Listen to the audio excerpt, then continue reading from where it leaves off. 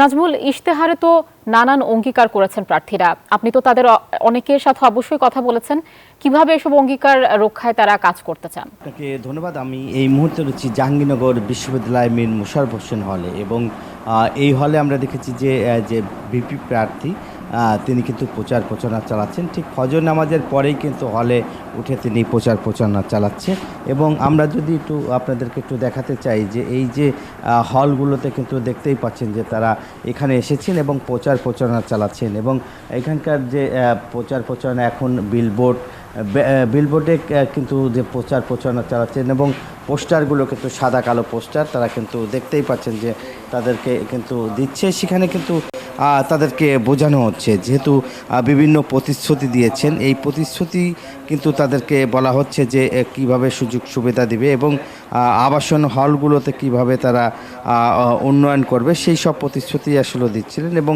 সেই কথাগুলোই কিন্তু আসলে বলছিলেন। এবং আমি যদি আপনার সাথে একটু কথা বলতে চাই যে আপনারা তো বিভিন্ন প্রতিশ্রুতি দিচ্ছেন, আপনি তো প্রার্থী, সাদি বৈশাখী একটা প্যানেল নিচ্ছেন জাতীয়তাবাদী ছাত্র দলের, কি প্রতিশ্রুতি দিচ্ছেন ভোটারদের? আচ্ছা, আপনারা জানেন যে আমাদের জাকসু নির্বাচনে আজকে 8ম দিনের মতো আমরা প্রচারণা করতেছি। তারই ধারাবাহিকতায় আমার হল বা মীর মোশাররফ হোসেন হলে আমরা সকাল থেকেই ভোর থেকেই আমরা গভীর রাত পর্যন্ত প্রচারণা করেছি। আবার ভোরে উঠেই শুক্রবার বন্ধু যারা জুনিয়র আছে তাদের কাছাকাছি যাচ্ছি, কথা বলতেছি এবং আমরা বলতে চাই যে সম্পূর্ণ বিশ্ববিদ্যালয়ের শিক্ষার্থীদের জন্য আমরা যে সকল কাজ করতে চাই বা আমরা বলেছি যে আমাদের মোটোই আছে প্রতিশ্রুতি নয়, পরিবর্তনে অঙ্গীকারবদ্ধ। আমাদের পরিবর্তন কোন কোন জায়গায় আনা দরকার, আমরা দেখেছি যে পরিবহন খাতটা ব্যাপকভাবে ধসে পড়েছে, যেখানে শিক্ষার্থীরা অনেক বেশি ভোগান্তির শিকার হচ্ছে। আমরা দেখেছি যে বিগত বছরগুলোতে জাহাঙ্গীরনগর বিশ্ববিদ্যালয়ের লেকগুলোতে অনেক বেশি শীতের পাখিরা আসতো। জাহাঙ্গীরনগরের প্রাণ প্রকৃতি সৌন্দর্যের একটা ব্যাপার আছে, কিন্তু ইদানিং আমরা গত 2 বছরে দেখেছি সেই জায়গাটা ধ্বংসের মুখোমুখি। আমরা কাজ করব যে আমাদের লেকগুলো সংস্কার করব। যেমনটি বলছিলেন এবং জাহাঙ্গীরনগর বিশ্ববিদ্যালয় প্রচার প্রচারণার এখন কিন্তু 8ম দিনের মতো চলছে। এই ছিল আমার কাছে জাকসু নির্বাচনের প্রচার প্রচারণার সর্বশেষ। ফিরে যাচ্ছি আমার আর এক সহকর্মী রয়েছে রাজশাহী যাচ্ছি মতুজার কাছে। মতুজা।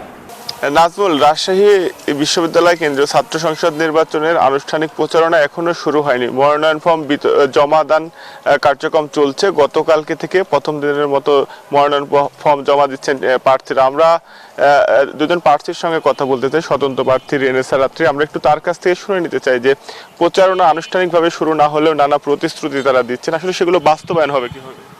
ধন্যবাদ। আসলে আমি স্বতন্ত্র প্রার্থী হওয়ায় আমার উপর কোনো দলীয় চাপ নেই, তো সেই জায়গা থেকে শিক্ষার্থীদের আস্থার জায়গা থেকে কিন্তু আমি দাঁড়িয়েছি। সেই জায়গায় আমার ফার্স্ট প্রায়োরিটি হবে শিক্ষার্থীদের কণ্ঠস্বর হওয়া। আসলে আমি প্রতিশ্রুতি দিতে চাচ্ছি না, আমি দায়িত্ব নিতে চাচ্ছি, আর দায়িত্ব মানেই কাজ মানেই ফল। আমার প্রতিশ্রুতি রাখার বিষয়ের জায়গাটা হচ্ছে আমার স্বচ্ছতা। আমি সর্বক্ষণ তাদের জবাবদিহিতার আওতায় আসতে পারবো এবং জবাবদিহি থাকতে আমি বাধ্য। এই জায়গা থেকে আমি আকাশচুম্বী কোনো প্রতিশ্রুতি দিচ্ছি না।